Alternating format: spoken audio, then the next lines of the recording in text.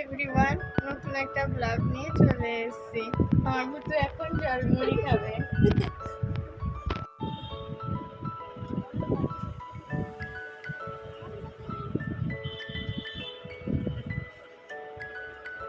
বুধু হয়েছে পেটের সমস্যা, তাই জন্য বুধু হচ্ছে জলমুড়ি, তাই তো? ভাত খেতে পারছো না? সারাদিন যদি তুমি কুরকুরে লেস এসব খাও তাহলে ভাতটা খাবে কি করে? তারপরে সারাদিন এসবই খাও। তারপরে জল ঘাটবে। ওর কি লজ্জা বলে কিছু নেই? তুই এখন এইসব বলছিস কেন? রাইকে ফোন করে নে। খেয়ে নাও, যাও তাতে খেয়ে নাও।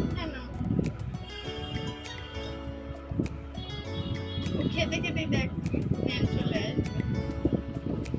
ম্যাম চলে আসবে, তাতে খেয়ে নাও। সবাইকে জিজ্ঞেস করছো না কি রান্না করছে আজকে? আমি যে কি রান্না করছি, ভাত, আলু ভাজা, ডিম আর হচ্ছে ডাল।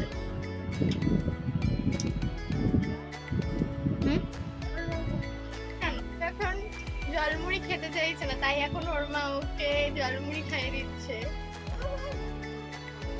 কি ম্যাম এখন ভুতুকে পড়াতে চলে এসছে, ও এখন পড়বে।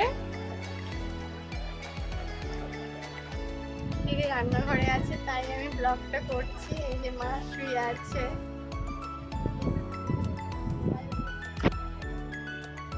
আমার দিদি রান্নাঘর থেকে চলে এলো, ও রান্নাঘরে আর থাকতে পারছে না গরমে, তাই একটু পাখার হাওয়া খেতে চলে এলো।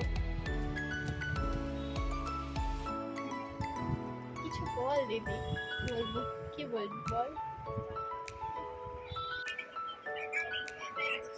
ওরা এখন রান্না না করে সবাই ফোন দেখতে, কেউ গল্প করতে বসে পড়েছে। আমার মা ফোন দেখছে।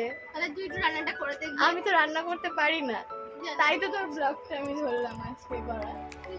আমার দ্বারা রান্না হবে যা, গরমের মধ্যে রান্না করে থাকবি। আমি পারবোই না রান্না করতে, তাহলে খেতে হবে না, না খেয়ে সবাইকে মরতে হবে। স্নান করে চলে এলাম, তো এখন নাচ করবে। করে দেখা নাচ। কেন করে দেখা? তুই তো বললি নাচ করবি, করে দেখা।